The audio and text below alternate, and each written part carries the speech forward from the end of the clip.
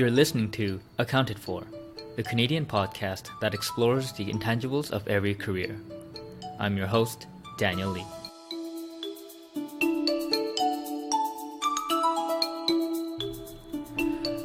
Hello. Hi, everyone. Welcome back to Accounted For. This is a podcast on a mission to expand your perspectives, have you question the default option, and really get you inspired to action for your career.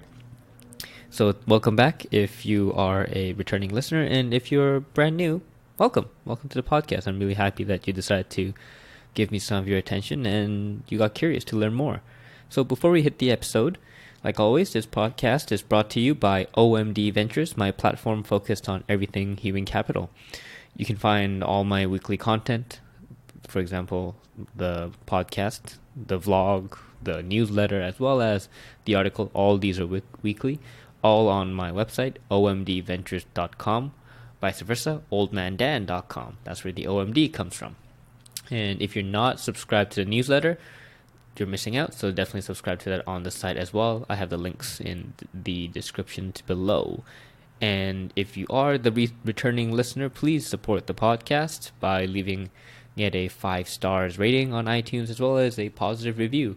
If you do so, I will give you a shout out in my next intro. And so today's guest is Norm Cappell, and he is the co-founder of Savvyy. Savvyy is a fintech company based in Toronto that is building a digital lending platform. And so how does one go from studying English literature to Harvard Law School to capital markets law, investment banking, and then to building a fintech company? Well, that's Norm's journey. And if it includes something like losing out on a law job in San Fran because of the bursting of the dot-com bubble, and then losing out on a job in investment banking because of 9/11, and then finally getting the chance to go into investment banking again, only to be at the top of the real estate bubble, and then you decide to take an 80% pay cut to join a fintech startup in Toronto, then this is the story you want to hear. And Norm has had a very fascinating career journey just by giving just even that high-level overview of what he's gone through. And so we go deeper into that journey itself, but also into the world of debt finance and corporate law, where I personally selfishly decide to educate myself and my limited knowledge on that realm. And Norm's journey is one that's just filled with various aspects of economic events, as well as a journey that spans multiple countries and multiple career fields. And it's been a very dynamic one that I found super interesting, and I really do hope that you enjoy it as well. So I really do hope my chat with Norm will expand your perspectives and really have you question the default option, and really hopefully that inspires action as well. So please enjoy my interview with Norm Cappell.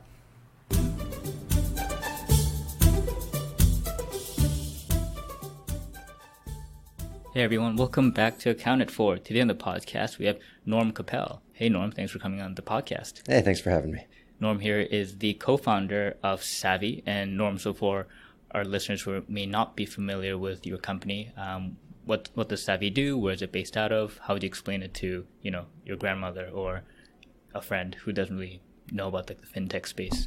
Sure thing. So Savvyy is a Toronto-based technology company, and we really focus on the technology. I think some would call us a fintech, but we try to distinguish in that we're not a direct-to-consumer company.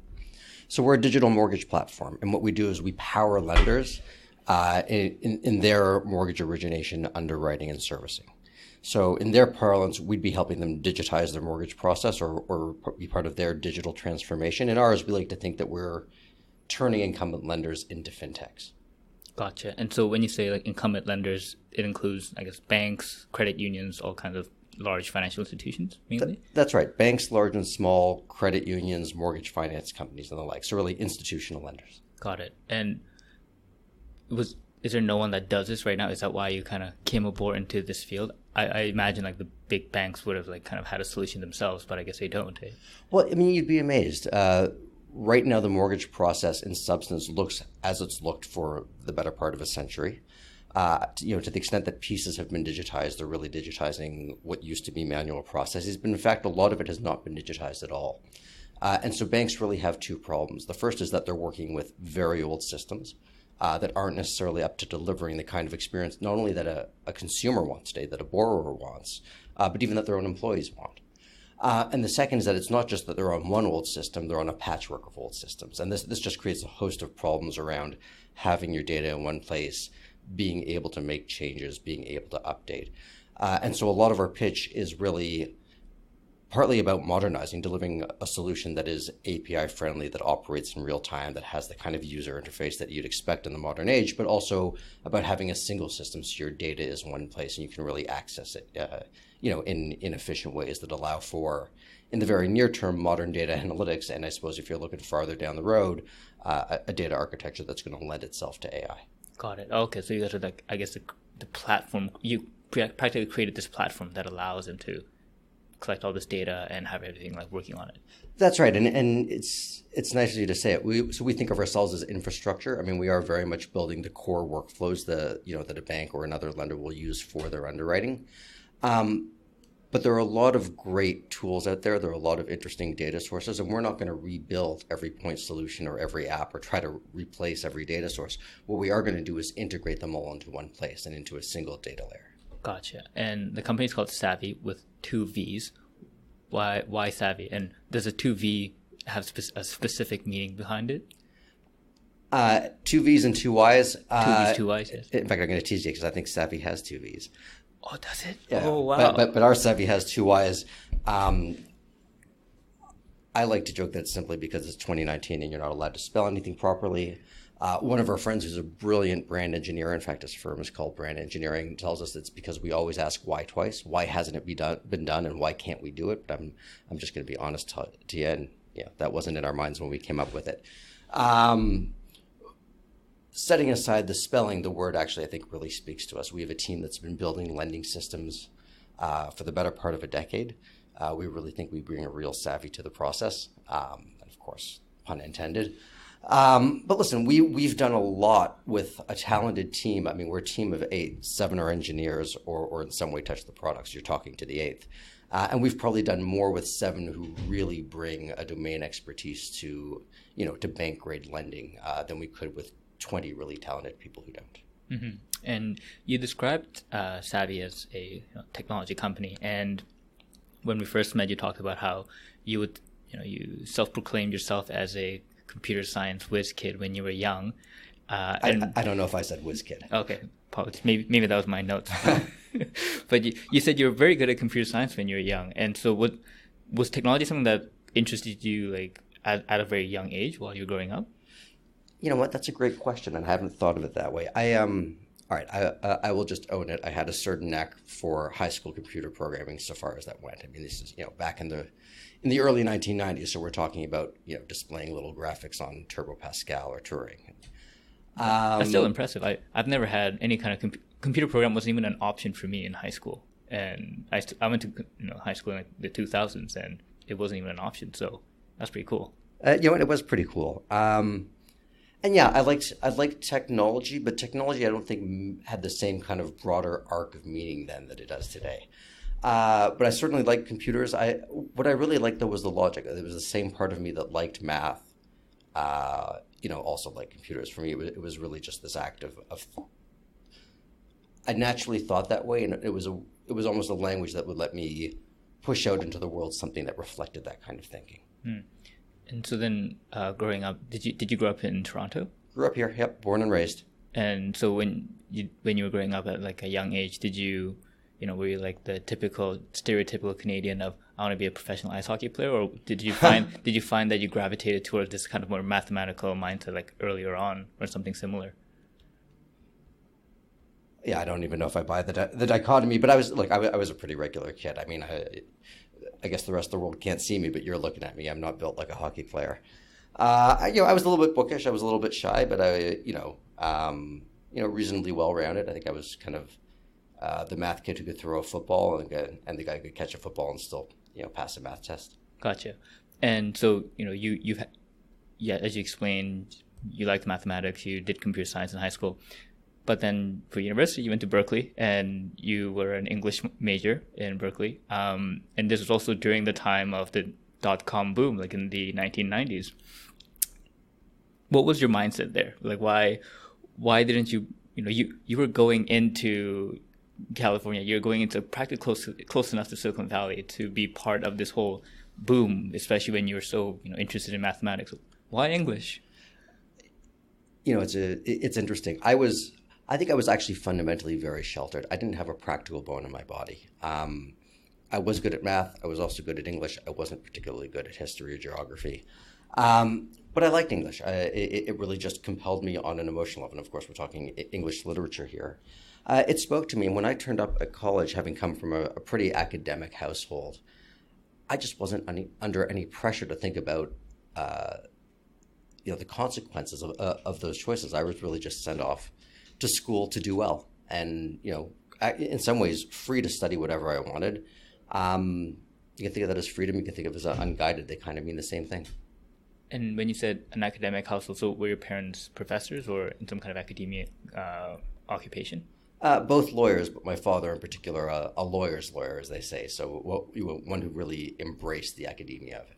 Gotcha. And so that kind of, I wonder if that explains it. But so after Berkeley, you went into Harvard Law School. And when we talked, you said it was kind of by luck that you went to Harvard Law School. And so what was that process like when you were thinking, okay, I'm going to do English literature and then I'm going to go to law school? Like, was that something that was predetermined while you were in Berkeley, or did it just happen gradually? Like, what was that like?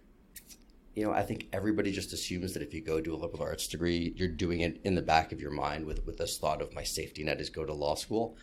I swear to you, I wasn't that practical. I suspect that others around me who might otherwise have been horrified by the choice of English literature, comforted themselves that way. But my mind wasn't even there. And it's funny you say it was an accident, and it was, and I think that probably sounds fairly obnoxious, but it was.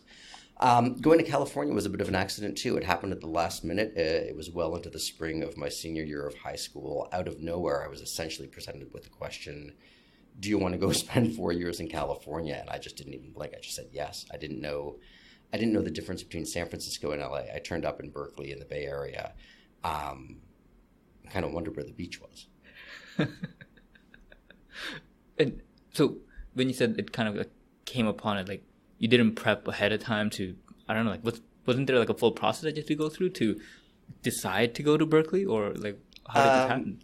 Yeah, so I mean, of course there is, and that would normally happen in the fall. And so I'd applied to some of the, I'd applied across Ontario as you do, or as I did at least, and to a couple of the East Coast private schools in the U.S. And was in what was then considered,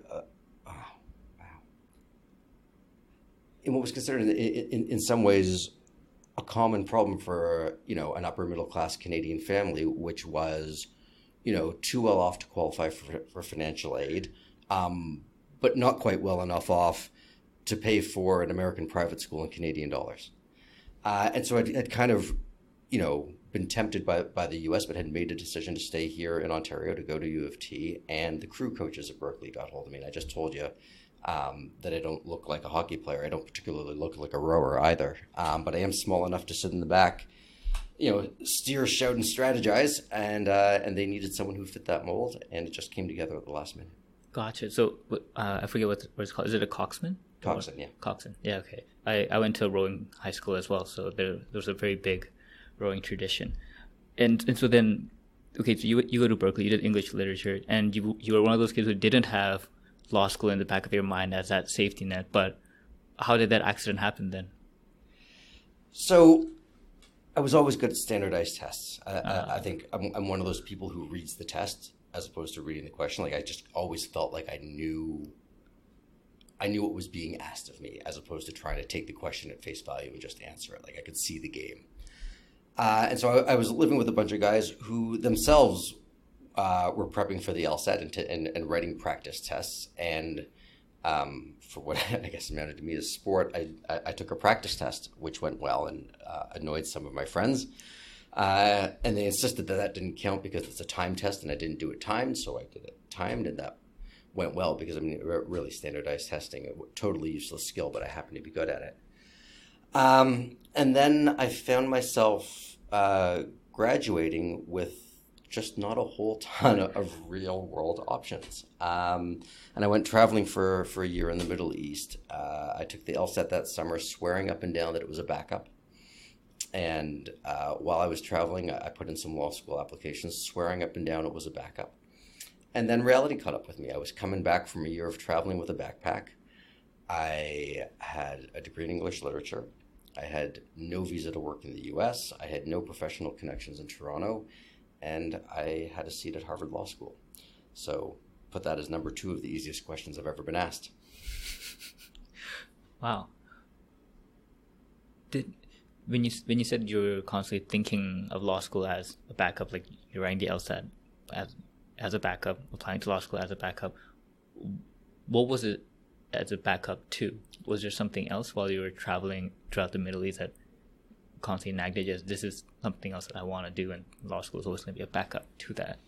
Yeah, there were some ideas. I don't think they were terribly well formed, but in the course of doing an English degree, I'd spend some time around journalism. I'd actually taken a semester off college to intern at Rolling Stone, which was the first time I lived and worked in New York.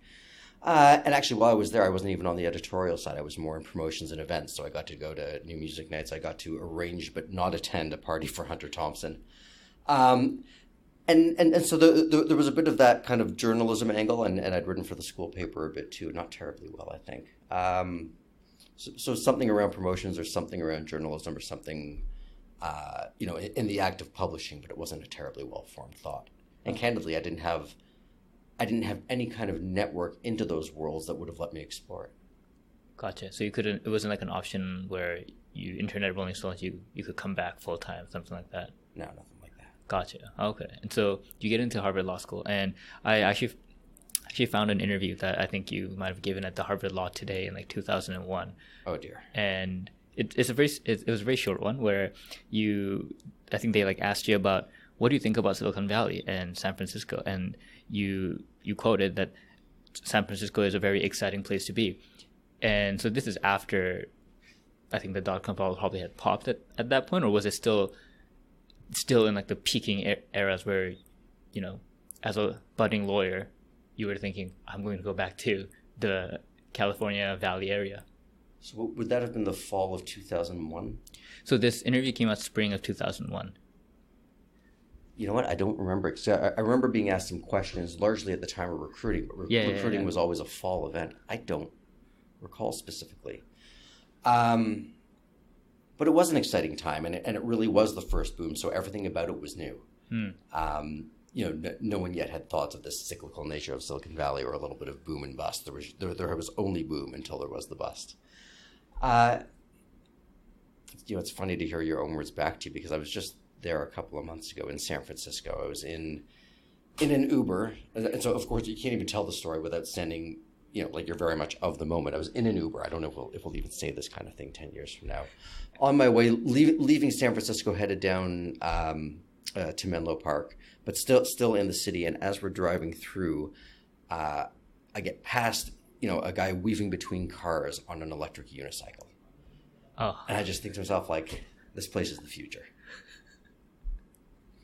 Well, I think I would make the argument that when you actually walk through San Francisco, it makes you wonder, how can this place be the future? That was my first impression when I went to San Francisco a few years ago. I had that imagination of it's got to be the future, and I chose the option of not taking an Uber a single time and just walking all throughout downtown San Francisco. Mistakenly walked through Tenderloin, and yeah, that gave me a bit of a perspective on the city for sure. It's a great way to do it. I mean, it's a fantastic walking city. The architecture is striking. I would say, San Francisco and New Orleans are probably the two most unique looking places in the U.S. City's going through a lot of growing pains. It's obviously got a very different spirit than it did 20 years ago.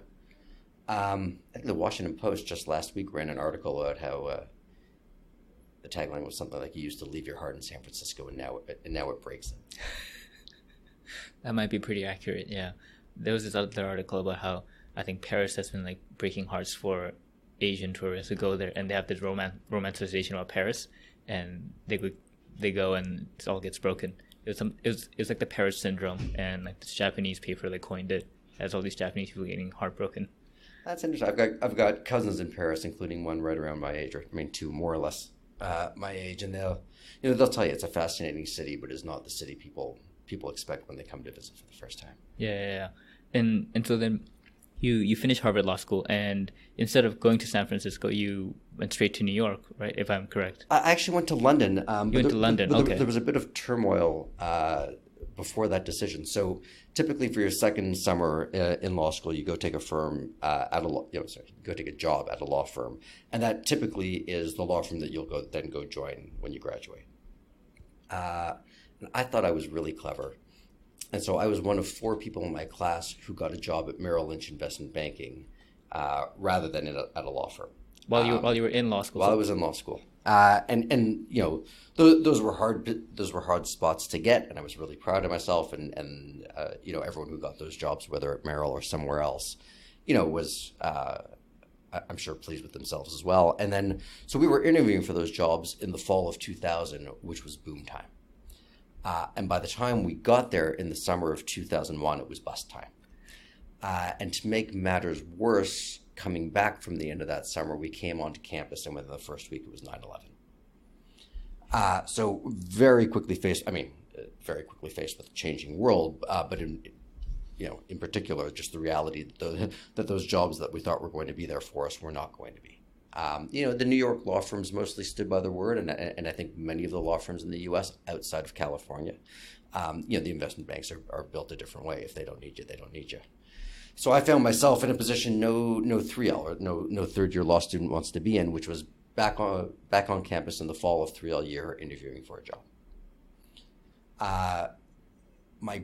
Not every first-year law student has a summer job at a law firm, but if you're at the Ivy League, very often you get lucky. And so I'd actually spent my first summer at a firm called Gray Carey in Silicon Valley, and naturally that might have been my backup plan, but of course tech had just blown up. So it was a little bit back to the drawing board, and in some senses, I got lucky. I was handed an opportunity. I was somewhat fascinated with London. I'd done some interviews for positions in London, during the 2L interview process. My roommate from law school was moving out there, and I had a couple of other good friends out there as well. And Allen & Overy's U.S. law group in London made me an offer, which I very happily took, to go practice U.S. securities law in London, essentially doing financings in the U.S. capital markets for European companies. Gotcha. And so, Allen Overy is a very prestigious law firm in London. I think they're part of this thing called the Magic Circle. I guess it's kind of like the bulge bracket investment bank name, something like that. Yeah, I guess in Toronto they refer to, what is it, the Seven Sisters? Yeah, the Seven Sisters. Same notion. That's right. There are 5 kind of prominent firms in London, and then they're one of them. Gotcha. And so, were you in London for the full 5 years when you were with Allen Overy? So I was with Allen Overy just 2 years, Okay. and I was in London just 2 years. Oh, okay. It was a somewhat untraditional move. A move I was happy to make, both because I think I had a little bit of a penchant for adventure and travel, but also because, just candidly, it was a great finance, legal finance job at a time when not many were available. We got there, and there just wasn't quite enough work for that group. It's not that there was none, but the group was a little bit overstaffed for the amount of work it had. And actually, the American firm's London offices were getting more of that American capital markets work in London than the English were at the time. I have, by the way, no idea whether that's still the case. And I was treated very well. I got great mentorship. I got placed on great deals. I was kept busy, but the dynamic wasn't quite right, because anytime, if I was busy, it meant somebody else wasn't, and that's just not a great dynamic for a young lawyer.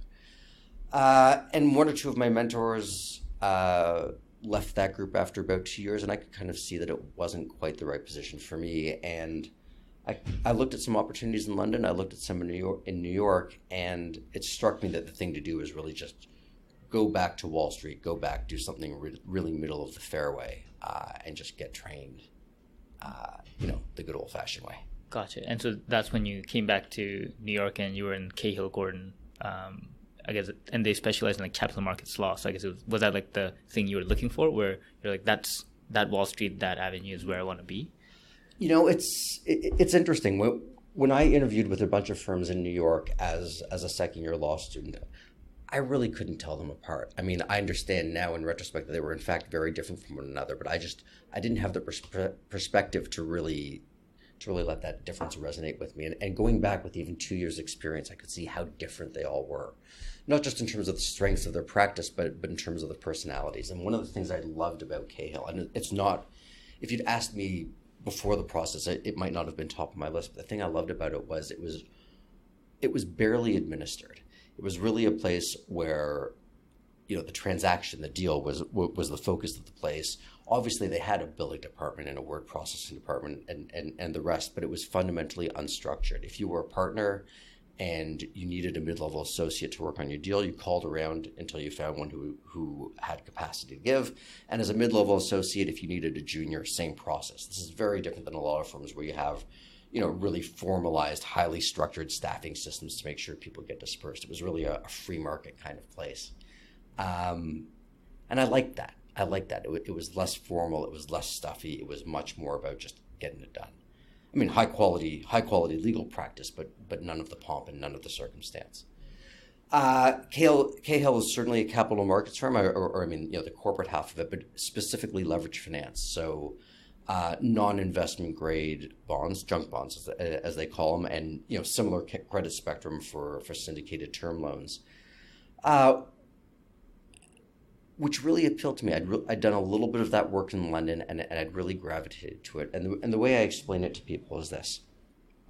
If you're doing structured finance, say securitizing credit card receivables or securitizing mortgages, there's a lot of engineering there. In fact, the kind of engineering, the way all the cash flows have to work and how all the notice periods have to work, in some ways it could appeal to the kind of person who liked mathematics or computers. But there's no story there. There's just assets, these financial assets. And if you're doing equity, I think a lot of people who come out of law school and say to themselves that they want to be securities lawyers, I probably said that kind of thing. I don't know what I was thinking.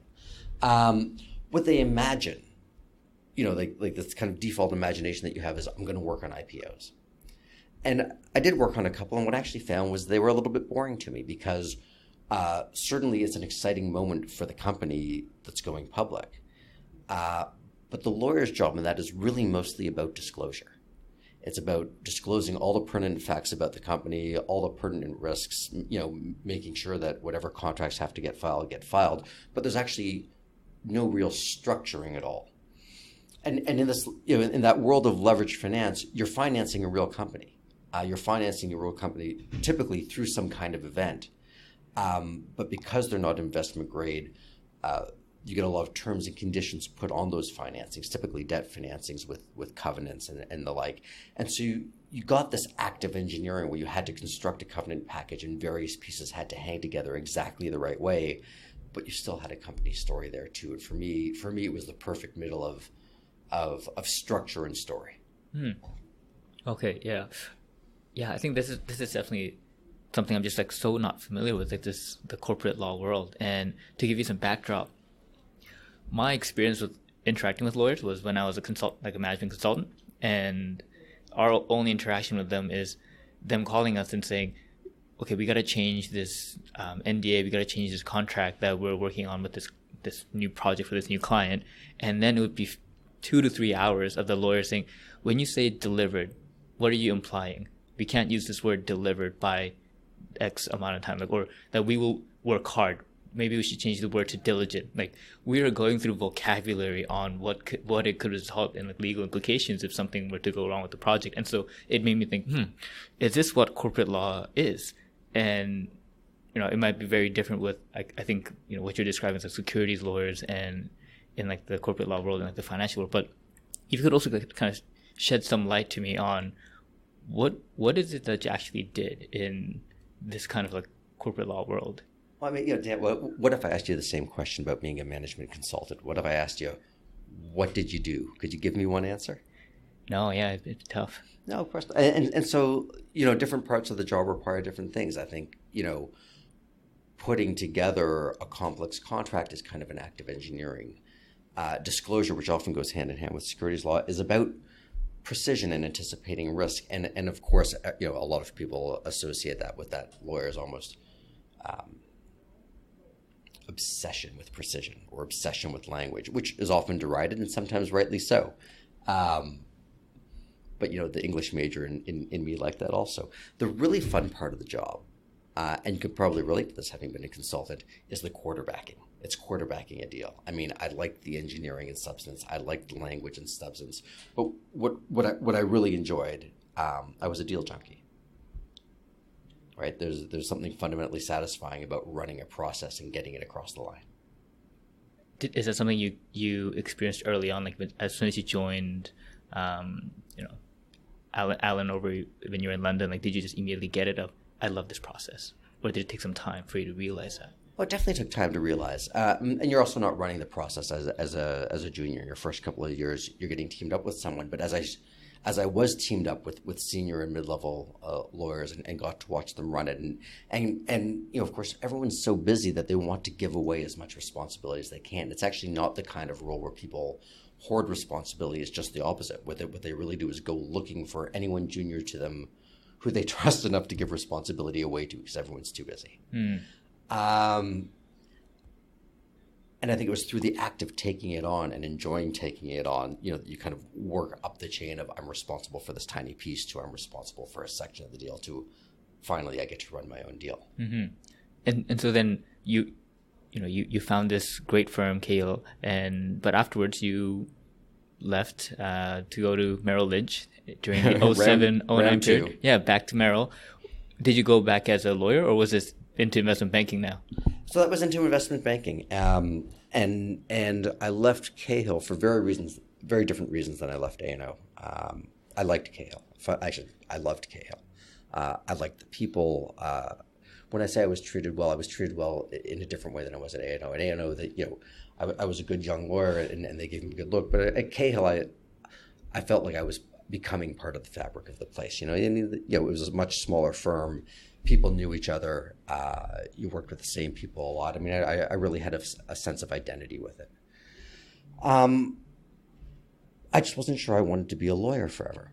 And it dawned on me a few ways. The first was, we typically had the underwriters, so the banks as our clients, and Merrill, the leverage finance group at Merrill Lynch at the time, I did a lot of work for.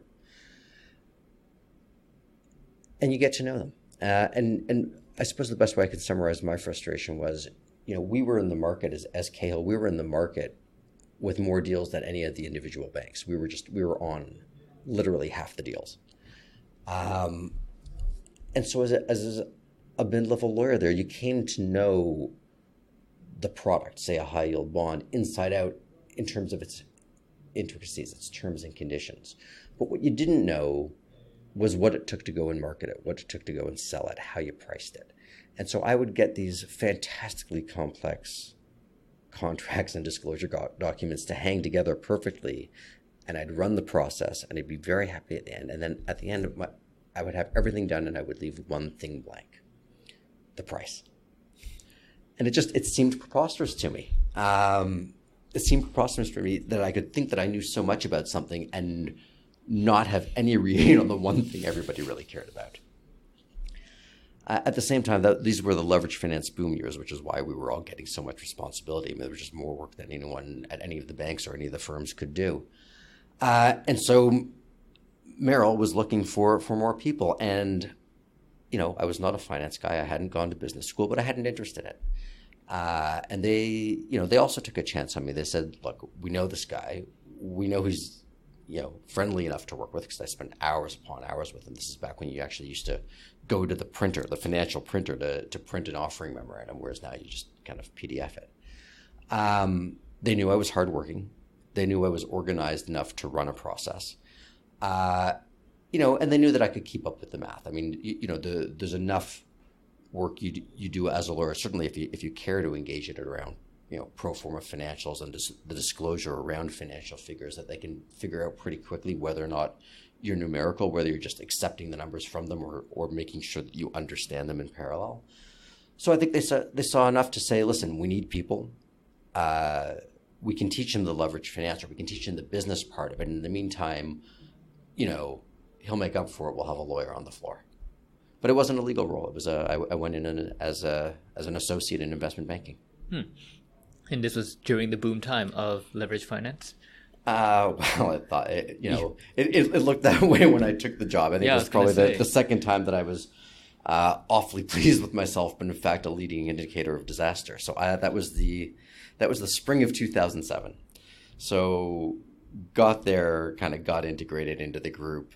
By early summer, I was on a roadshow for my first deal, and the leverage finance markets were just falling apart, as were the markets generally. And so I had left the comfort and security of a law firm for the adventure and volatility of an investment bank, just as things got really volatile. And so you have these pivotal moments in your career in two kind of major crisis points. There was, the first time when you were in law school, you had that, the internship, and you thought, okay, everything's going to be set. Tech bubble bursts, 9/11 happens, investment banks are like shutting down, and then you eventually join that same investment bank at the height, and then it craters again. What, if you can you take me through kind of the emotional kind of thought that you had during those two kind of times? Did it differ, or like because you went through it once, did you handle it differently the second time, or what was it like?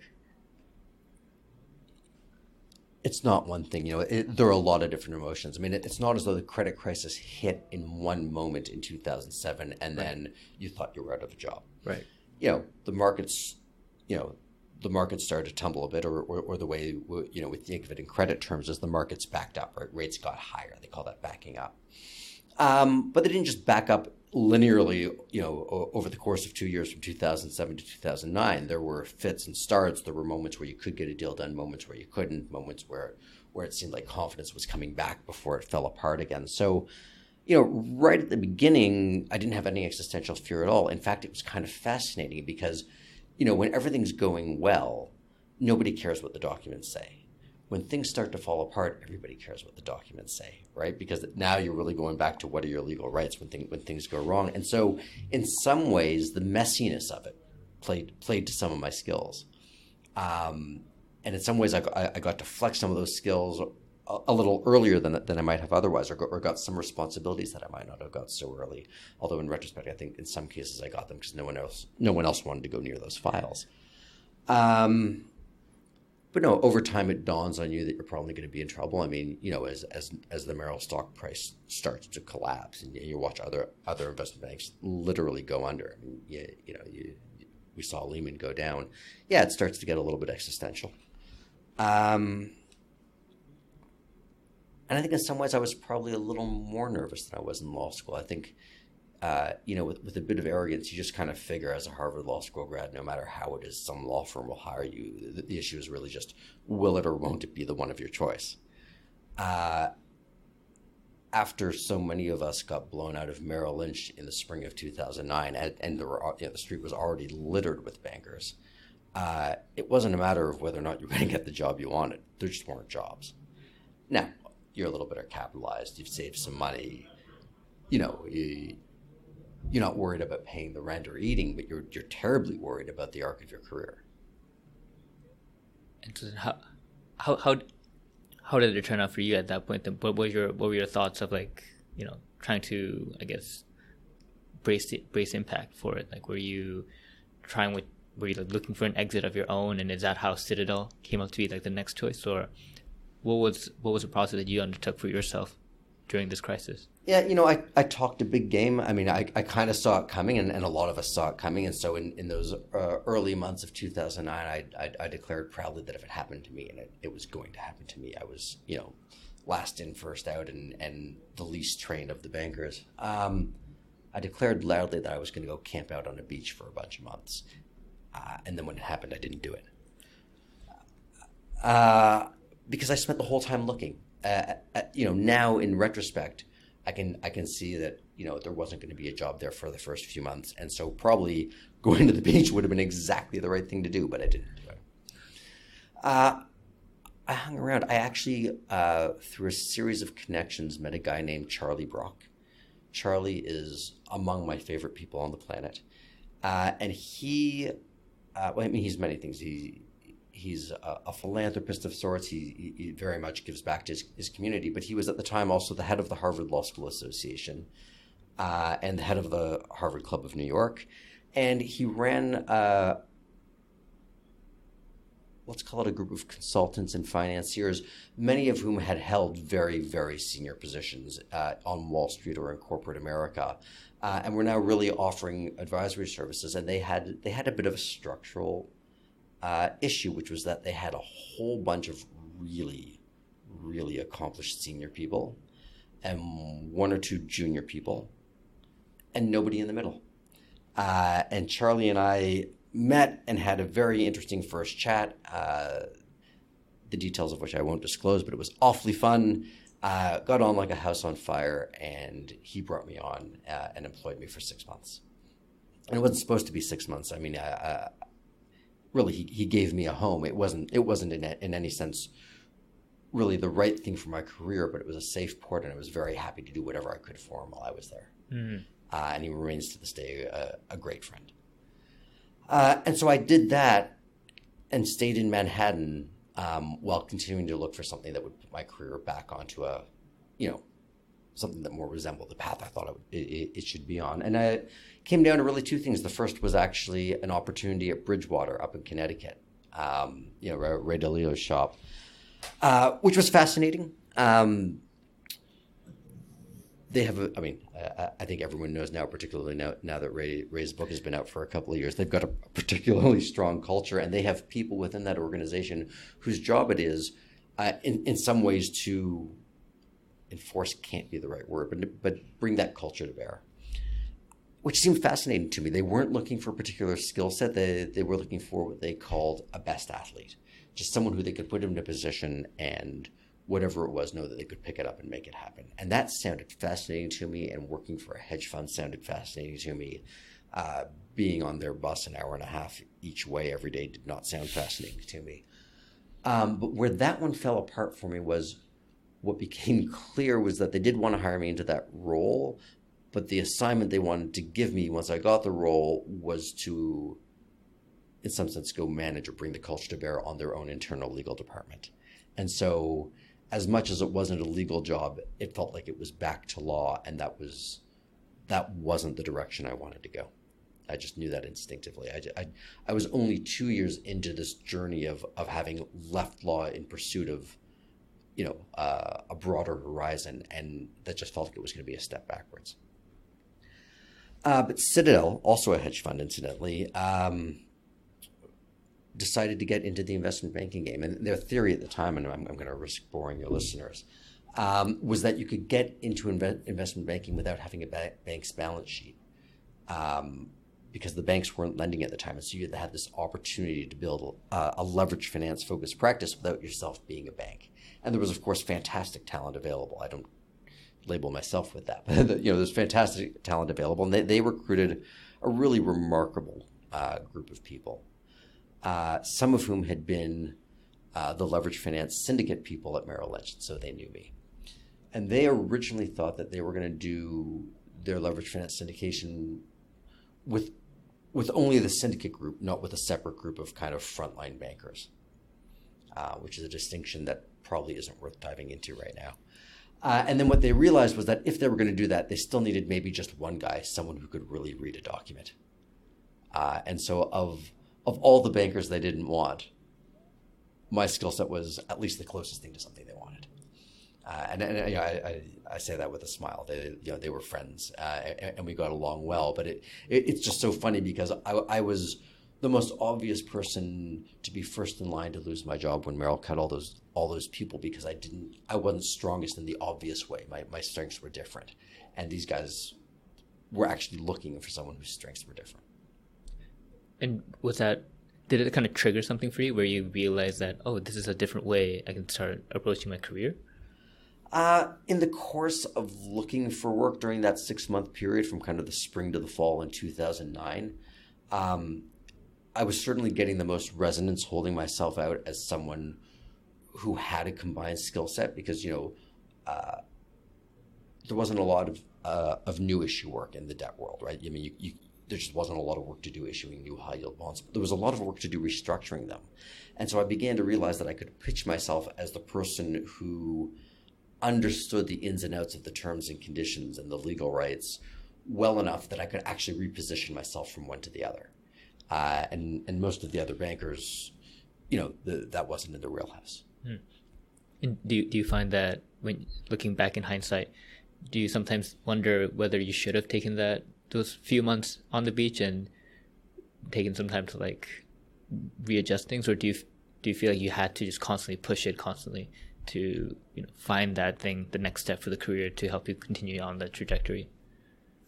I think it probably would have been an awfully healthy thing to do. At the same time, I don't know if I'd picked up and left New York, whether I would have come back. It's hard to say what happens when you take yourself out of the mix. And Charlie Brock and his firm Brock Capital, they were a really enriching part of my life. They remain part of my life to this day. So I certainly don't regret it for a second. Mm-hmm. And you kind of touched upon, whether when you leave New York, whether you would come back or not. So eventually you did leave New York, and as we speak about it in Toronto, you left Citadel's investment banking team to eventually join RBC Capital Management in Toronto. And what was that like? What was the thought process there? Like, why did you eventually want to leave this financial capital of the world and come to Toronto, which is definitely much smaller? And was it like a family thing? What was going through your mind then?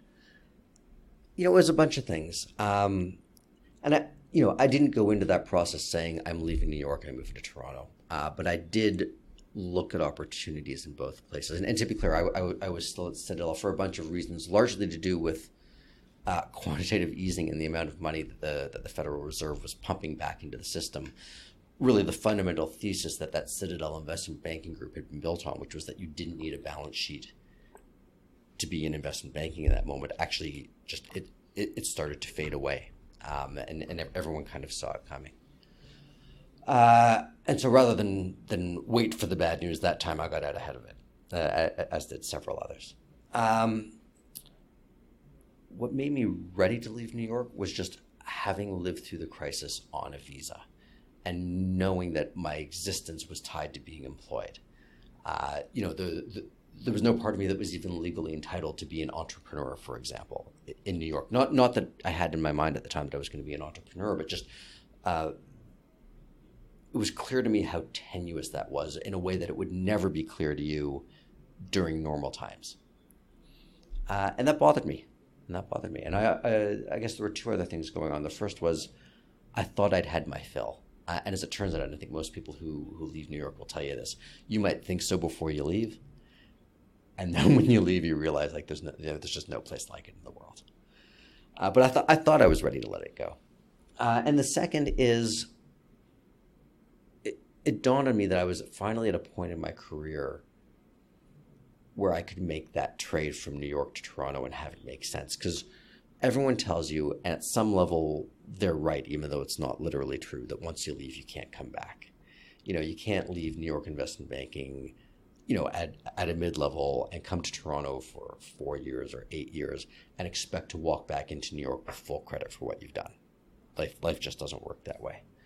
But I did feel like I'd accomplished enough and had enough experience behind me that I could translate that to something in Toronto that people would give me real credit for what I'd done, as opposed to leaving New York after 2 or 3 years, at which point people say, look, I mean, you're 2 or 3 years out of school, great that you spent some time on Wall Street, but you're not really bringing a richness of experience back with you. But like I said, I was open to it. I didn't go in saying I am moving back to Toronto. A great opportunity came to me.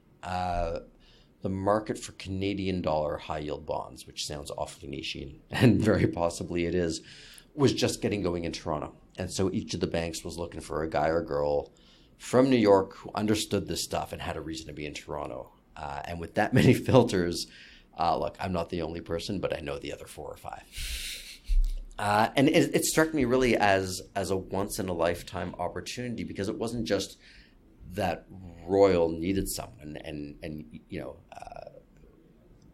kind of respect Royal's place in the market here too, right? It wasn't just that he needed someone, but they needed someone at this moment where the market was just getting going. So it was a chance to be kind of formative in this new market. And that was exciting because there's a lot you obviously give up when you leave Wall Street. The deals are not as big. The balance sheets are not as complex. The pace, and I say this with no disrespect to Toronto, but the pace is not the same. But what I got back was I'd gone from being one of many lieutenants at one of many banks in New York, all chasing to Royals guy in Toronto.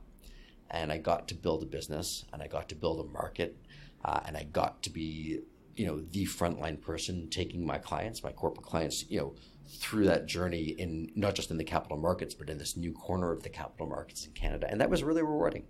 That was a lot of fun.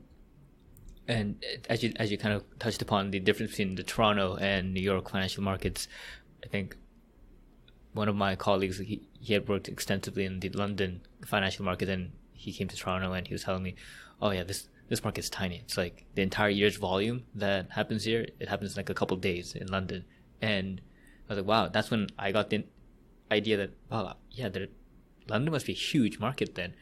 What were kind of specific kind of like stories or moments that you experienced while you're in Toronto where it kind of hit you of, ooh, wow, yeah, it's much smaller here. Like the pace is much slower here than New York.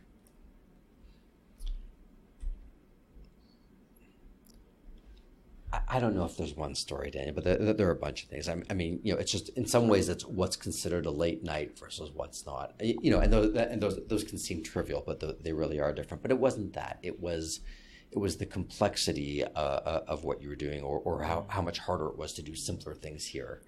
So a lot of leverage finance in New York is done on what they call event-driven transactions. So if there's a leverage buyout where a private equity firm is buying a company. The same way if you go to buy a house, the seller wants to know that you've got the financing secured. Well, when a private equity firm goes to buy a company, the company wants to know that the private equity firm has the financing secured, that it's not going to be a problem. And so what happens is before the private equity firm, with the company goes to market to issue the bonds that will ultimately finance the purchase, you get what's called a commitment letter. And it's essentially the bank saying, if we can't sell these bonds in the market, we're going to lend you the money ourselves, right? So, don't worry about the financing, market or no market, the deal's going to close. You can only do that in a really liquid market. A bank can only take that kind of risk if there's a depth to the market. Well, the Canadian high yield bond market doesn't have that depth. In fact, the Canadian investment grade market, the traditional bond market doesn't even have that depth. That's not true. It has that depth for intraday or a couple of days, but nobody's going to write a 3-month or 6-month commitment against something like that in Canada. So you can't finance the same kind of transactions because they require certainty of funds. And you're not navigating a liquid market that gives you the same kind of readings and feedback. And just a lot of the complexity falls away. What you're doing are simpler deals. Mm-hmm. Yeah, that makes sense. And so it seems like slowly as you've been progressing in your career, you've been I think the initial inflection that I'm seeing is like when you were joining Citadel, it's a new investment banking group where you're trying to create something, let's run it without a balance sheet. And then now you come to Toronto and you're the guy, like you're the guy in Royal that is building out this high yield team. And so it seems like there are kind of potential kind of inklings of like this entrepreneurial spirit that is coming alive. And then it's for me, like it looks like the big pivot where you go, okay, I'm going to join a startup called Borrowell and they do lending. I'm going to go join them. And you're telling me about how you took something like a 70-80% pay cut to join a startup. And after like a decade on Wall Street and a bit on Bay Street, it seems like there's a lot left on the table for you to go join a startup. Like what was that like period in your life like? What was going through your head as you were kind of making this decision?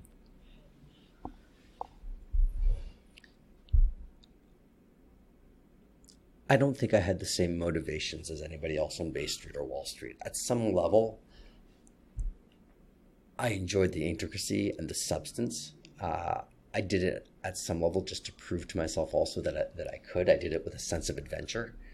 I don't think I ever wanted to play by somebody else's playbook. And so, you had these competing tensions because I did want to go play the biggest game on the biggest field, and it looks like a very traditional thing to do, right? I mean, go from an Ivy League school to Wall Street. It's like the most obvious story in the world, but I wasn't doing it for its obviousness. I was doing it for the turbocharge.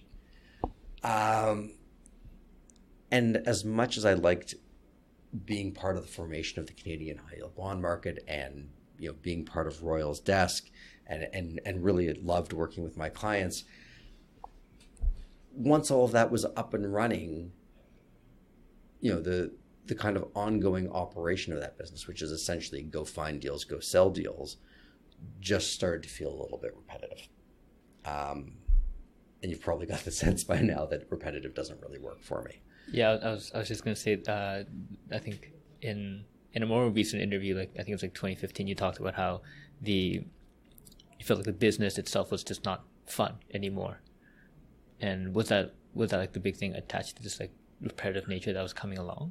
Yeah, I think that comment, Daniel, actually had more to do with just changes to the broader cultures of the banks. I think a wake of booms and busts and a wake of scandals has really tightened up some of the regulation, both internal and external, around those businesses.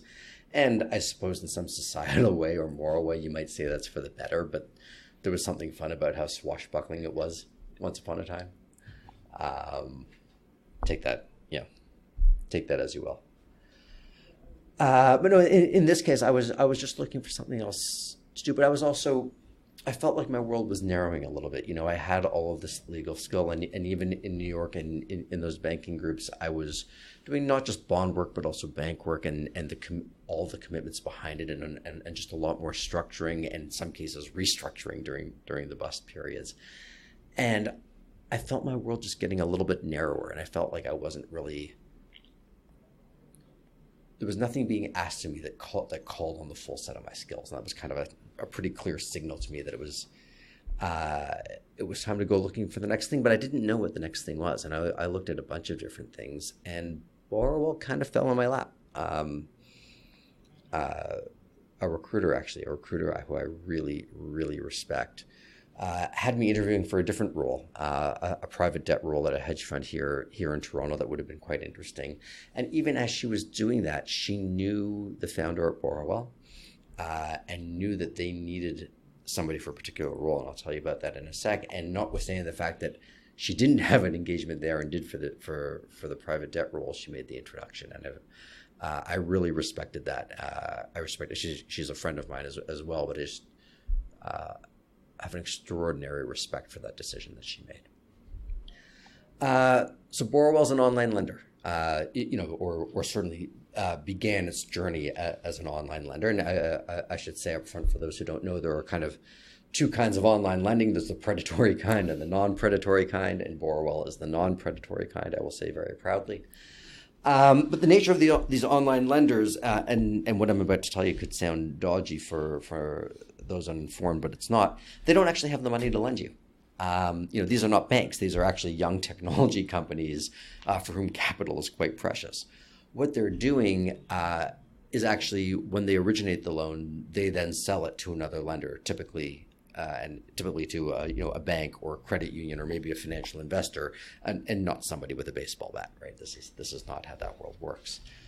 But you've got, from the perspective of this company that is selling financial assets, because what to you is a loan that you owe, on the other side is an asset that is money owed to somebody. They have to find buyers for this asset, and it's a new asset class in a sense in Canada. I mean, you can buy, I suppose, unsecured consumer credit exposure. I'm going to really bore your audience here. In the form of, say, a credit card receivable, but just buying unsecured personal loans. There's no market for that. And on top of it, they've been originated. The ways you originate a loan matter. People care whether you found your borrower at a bank or at a car dealership, although that wouldn't be unsecured, or online. And online is new. And so you've got this new kind of company finding borrowers in a new kind of way, putting them through a credit model that purports to be a little bit different. And credit investors, people who buy debt as assets, these are not adventurous people. These are risk-averse people. And these are people who like to see that whatever you're doing is very well tested. If you're doing three-year loans, at the very least, you should have a 3-year history. Probably they want you to have more like a 10 or 15-year history because, of course, there are cycles in consumer credit, there's cycles in the economy. Has your model been tested not only at least long enough for me to see one vintage of loans perform, but has it been tested long enough for me to see how it performs as the world changes? And the answer to both of those questions was flat out no. So I was given the somewhat difficult task of go find buyers for these loans for which we have no track record. What a fun task. And at the same time, it did a bunch of things for me, aside from the 80% pay cut.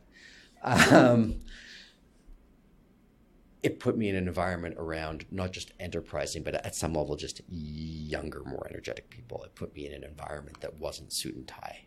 And that was, by then, a welcome change for me. But it also, in some ways, really reconnected me to the most fundamental suit and tie thing, because my job was to go looking for money in all of the most obvious and non-obvious places. And some of those obvious places are New York, Chicago, and California. And it was actually really fun for me to go re-engage in those markets and for me to call on my various network of people who had gone on, to do fascinating things at a variety of places and just reconnect with all of it and spend time in New York again and spend time in California again. So while in some ways it was a departure from Bay Street, it was in other ways a kind of re-engagement with American capitalism.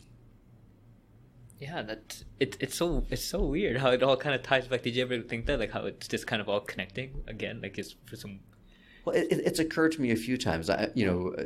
When we first chatted, I shared with you, my kind of joke about turning up at Berkeley and being the only idiot with aptitude for computers who majors in English, and now full circle, here in Toronto running a tech company and got out of Bay Street into tech only to be in fintech and really calling on all of that experience and credibility working with banks or working at banks in order to be able to transact the way we transact, and having a really strong eye south of the border for our longer term ambitions with Savvyy and knowing that again, I've got my own comfort in those geographies. So yeah, life has a funny way of echoing and rhyming and repeating.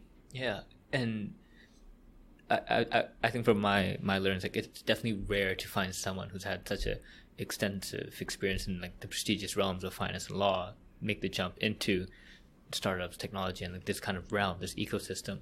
And so when you, like, since embarking into this world, what are some things that were obvious to you that were not obvious to like other senior level people, like in like Borrowell or like the people that you worked at Savvyy, like technical stuff aside, like technical finance lingo aside? Were there things that they just assume, like you just assume like this is how we should run a company, this is how we should like think about market testing, that other people from like non-law and like banking backgrounds just like never thought about? I think I came to the idea of operating a company with a reasonable humility. I mean, I had never operated a company. I'd never been on the management team of a company. Borrowell was the first time that I was, and as much as I enjoyed it and pretty quickly found my footing to voice opinions, I think I had a pretty healthy respect for the gaps in my own background. In fact, part of the fun of doing it was filling those gaps. I'd like to think that I brought a sense of professionalism from both, a kind of financial and legal perspective. I mean, I'm not a qualified lawyer here, but you don't just shed those instincts overnight. And so I think for a lot of Canadian fintech companies, and particularly the online lenders, who rely on financing on the other side for their business, there's this assumption that there's Lending Club or SoFi or all these other platforms in the U.S., and they were able to build businesses by turning around and getting other people to buy their loans. So obviously this works, and obviously we'll be able to do it. And there is nothing obvious in any of those statements. If you don't come from that kind of world, and God bless, I mean, these tech companies have a different culture and they need that different culture. And if you just fill them 80% full with people from Bay Street or Wall Street or any singular walk of life, you'd probably get a different culture than what they want. There's no one there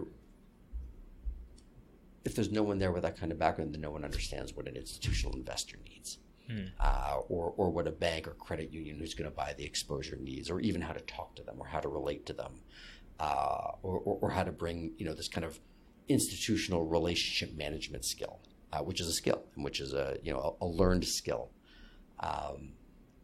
So I'd like to think I don't know. I think your question was, did I show them anything they didn't know? Yeah, I showed them how to deal with the part of the world that I came from, which sounds like a very long way to say something obvious. And you talked about how you came into Borrowell with this kind of humility of learning how to actually operate a company, and so you did that for a few years, and then you branched off into co-founding Savvyy. What made, or what kind of I guess the easy way to put it is why start Savvyy? Why?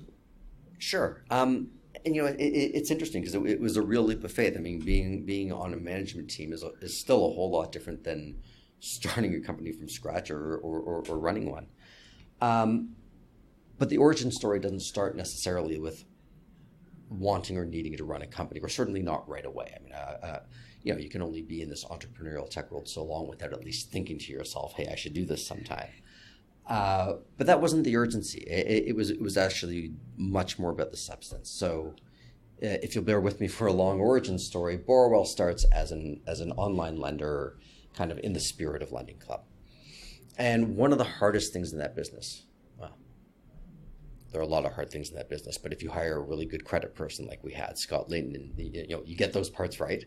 But one of the really hard things, no matter how good your people are, is just finding your borrowers in a cost-effective way. It's just very difficult / expensive, and those two words actually more or less mean the same thing, to find borrowers for your loans. It's really hard to reach people online. It's saturated, it's noisy. You have to establish a brand at the same time. It's hard. And we were at a conference called Lend It. It's got to be the spring of 2016. No, it's got to be the spring of 2015. Listening to a presentation by Credit Karma. And Credit Karma is a company in the US that will give you your credit score for free. And the reason they do that, their business, and you think to yourself, what's the business model? You're giving me my credit score for free, and what? Well, it's and now I know something about you, and I can market a whole bunch of other financial products to you. And again, depending on your view of this world, this can sound really pro-consumer or a little bit sketchy. I'm kind of agnostic on the topic. But we're listening to this presentation, and the reason they're presenting at this lending conference is among the people who they send leads to is Lending Club and these other online lenders. It's one of the very effective channels for borrower acquisition for the online lending companies in the US. And our team at Borrowell, in particular, Eva Wong, sitting there going how come we don't have it? And just as the thought is how come we don't have that in Canada? And the thought trailed off, you're it was credit to Eva. We should build that. And so Borrowell quickly did. Borrowell launched Canada's first kind of broadly marketed free credit score program. And we struck a deal with Equifax,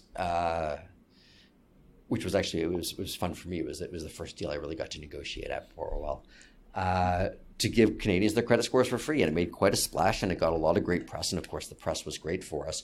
But what it became was a way to generate leads. And initially, we thought of it as a way to generate leads for the loan business. And then we realized that much as Credit Karma is a perfectly viable business of its own, the credit score product of Borrowell could be a perfectly viable business of its own, with the exact same model. When someone came in, we'd give them their credit score, and we'd show them a whole bunch of other financial products that they could qualify for if they chose.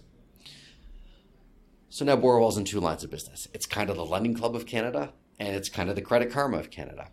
And at the same time, in parallel, we did a really cool deal with CIBC. CIBC, came to us, and the idea was that they were going to use Borrowell's technology to offer these same kind of unsecured term loans to their customers. Really tightly integrated deal. If somebody was presented with this opportunity on CIBC's online banking and they clicked on it, they were securely handed over to Borrowell. They were adjudicated on Borrowell's system and then handed back to CIBC for funding. which required a whole bunch of trust and a whole bunch of paperwork.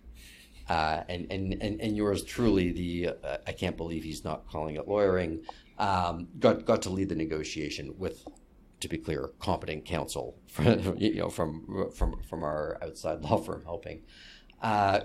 And it was really the most fascinating deal of my life. And my now partner, then CTO of Borrowell, Sal Naran, was really leading the charge on all of the technology and the integration and what is actually, the real part of the deal, which is doing the thing. And I got to lead the negotiation and all of the paperwork and the regulatory aspects and the like. And that was really fun for both of us. Sal really comes from a background of building bank-grade lending technology, so he understands that world really well. And I, of course, come from the bank world myself. And we just thought this was great. We had a ton of fun doing it. And while we were at Borwell, other institutions, were knocking on our door, but asking if they could, find ways to make use of the technology too. And Sal and I were, we were really intrigued by that. Roll forward to early 2017, and Borwell really had to choose a direction. And credit to them, people always talk about product market fit, which is a crucial thing in building a business with a viable model. But founder product fit is important too. I mean, the founders have to love and be passionate about what they're doing. And the other two founders of Borwell were really passionate about being consumer champions, about building a direct consumer business, about making, whether it was lending fast, fair, and friendly, or later in the credit score context, the credit is all yours, empowering the Canadian consumer, which is great, which is just a fantastic mission to have, and it's what motivated them. But Sal and I started to really feel like, there's this opportunity here to bring this kind of technology to bear by using it to power banks, to get, to take them off of their decades-old systems, to take them off of those patchworks. And we both realized that we really enjoyed that kind of work. I mean, some people would find this act of partnering, with a large institution somewhat torturous, but we're built in a way that we really enjoy it. It spoke to us, and for us, that was the product founders fit. Wow. And so in that process, you knew that there was this demand, like other people, like you've done it once, and other banks were saying, this is interesting, we want to be part of it. But the actual leap to, go with Sal, even though you guys both liked it, to be like, let's actually just start it. What was it, a simple decision where it was obvious for you? It was not only was it not a simple decision, Daniel, it's not nearly that simple a story. I've given you the kind of cartoon version of it, and probably even the timeline that I just shared with you does not really hold. That's never how these things happen. What I would say is, I think Borwell was picking a direction, and really separately for Sal and I, for reasons that are similar but not identical, the direction didn't resonate, and some of the things that we wanted or didn't want out of the long-term opportunity with Borwell started to have a little bit of a dissonance with the direction the company was going, and those are long processes. You don't leave a young company like that overnight. There's a lot of discovery between just realizing where the company's going and realizing where you're going, and then coming to terms with that and having conversations with your partners about it, and then really being clear with your body language so that you're not surprising anyone, and then giving a lot of notice and handing things over really responsibly. So, I've given you kind of like a rear view mirror narrative, but that's not actually how it played out at all. What I would say was I got to a point where it was just clear that the things I wanted to do and the things I thought I were good at were no longer going to be central to Borwell's mission. And I'd really made a decision that I had to leave regardless. And then Sal, for his own reasons, I think came to similar conclusions, not at the same time, but around. And as we found ourselves both leaving, having seen the same things and having been inspired by some of the same things, although we come from completely different backgrounds, and having, really come to work closely together and really respect each other, At a certain point, it just became too obvious not to. Mm-hmm. And as we kind of hit upon like the closing legs of this interview, something I wanted to ask is, it seems from your story that you've kind of had at least like maybe even like 1 or 2 steps ahead of kind of like your cohorts or like your friends in terms of seeing the inevitability of like, Merrill, kind of everyone going to be let go, like it's going to come to an end, or like when you're at like Citadel that this model's not going to work, or when you're at RBC, like just knowing that this repetitive nature, this all these regulations, I'm gonna have to move on, and you're constantly just aware of this moving on part. But if you were to make like a longer term projection, like if you were to imagine like your 22-year-old self in like Berkeley, if that Norm were to like look at you right now being an entrepreneur of this lending company, what do you think that the emotional reaction from that Norm would be? It's total bewilderment. But I don't think the 21 or 22-year-old Norm, would have any capacity to even size that up. Like I said, I wasn't a terribly practical person. I think if I'm going to flatter myself, a couple of things that hold where I always like striking my own path, and like I said earlier, I think I had always a little bit of that tension between wanting to succeed against some fairly challenging backdrops and at the same time not wanting to play somebody else's game. And I think some of the story kind of, some of the broader plot holds with that. I think the better way I understand the story myself is, there are a lot of ways you can design a career for yourself. One is to simply know where you want to get from a young age and do everything you can to get there in a fairly linear fashion. And I think that can be highly effective. I mean, people who know what they want, the trick is knowing what you want, right? But people who know what they want and just go after it tend to be fantastically effective. I suppose at the far end of the spectrum, there's just aimless. My approach was always different. I don't think I knew where I wanted to get, but at each step, I think I knew what I wanted from the next thing. I always knew I was looking for a challenge, and I always tried to put myself in a position where not just was the thing going to be interesting, but I always tried to find something where I thought that whatever happened on the other side of it, interesting things would happen. And knock on wood, so far that's more or less helped. And is there anything else today that we didn't cover that you kind of wish that you had shared or covered?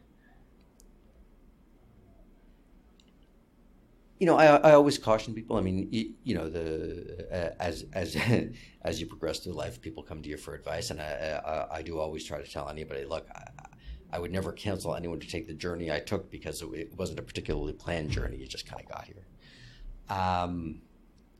I do encourage people to explore. I like that, and to persevere. As much as I've had some changes, in the course of what I've done in my career, I've mentored some younger people who I've seen kind of come in and out of institutions in 18 months or 2 years, and I do try to tell them, look, it's great to be fascinated by the next thing. It's great to go in search of adventure. It's great not to want to play somebody else's game. I have to believe these things. At the same time, I always try to encourage them to stay somewhere long enough to live through a cycle of their own mistakes, to see the consequences of their own work. I think if you leave somewhere too quickly, you can't really internalize the learnings. And so I think, if we're going to play into some fairly obvious cultural narratives, there's like this generation of impatience, and I think patience is becoming more and more of a virtue. I say sitting in my glass house.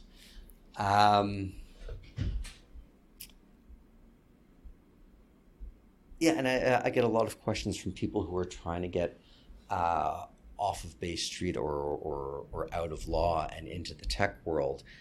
And it can be frustrating for them because, they're typically very ambitious. They've typically done very well at everything they've done. They're usually quite skilled. And what they find is they go knocking on the doors of these young startups and there's no seat, there's no role, because in fact, these young startups, first of all, don't particularly understand them and don't know how to assess that set of skills. And usually as much as they think to themselves, in that old kind of Bridgewater phrasing, I'm a good athlete. I'm self-motivated. I can run a process. I'm organized. You don't have to tell me anything twice. I'm totally hireable.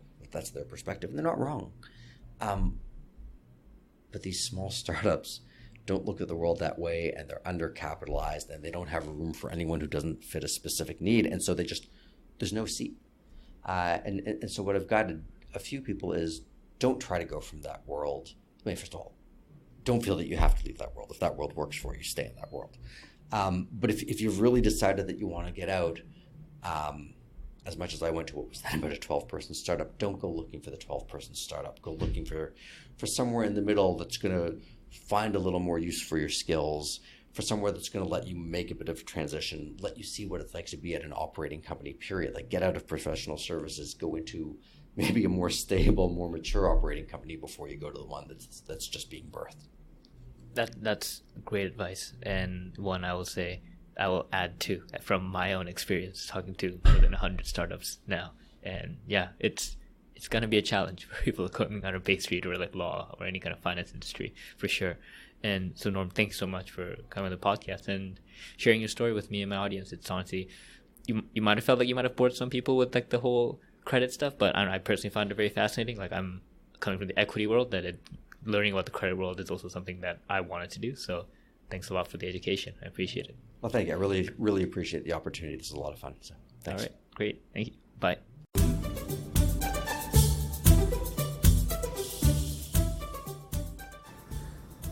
So thanks for listening to the podcast.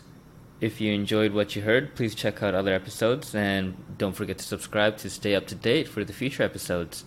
Also, I would really appreciate it if you would leave a review on iTunes, Google Play, or Stitcher, whichever is applicable to you. To see past episodes, you can go to oldmandan.com/podcasts. Also, you can sign up to my weekly newsletter on my blog, oldmandan.com/newsletter. You can stay up to date with future podcast episodes that way, and included in the newsletter are my book reviews I write, my weekly article related to the domain of self-development systems, as well as 7 things I learned throughout the week on being healthy, wealthy, and wise. Finally, special thanks to icons8.com for allowing me to use their music, Tiny People, on the podcast. Great. I will see you all next time. Take care.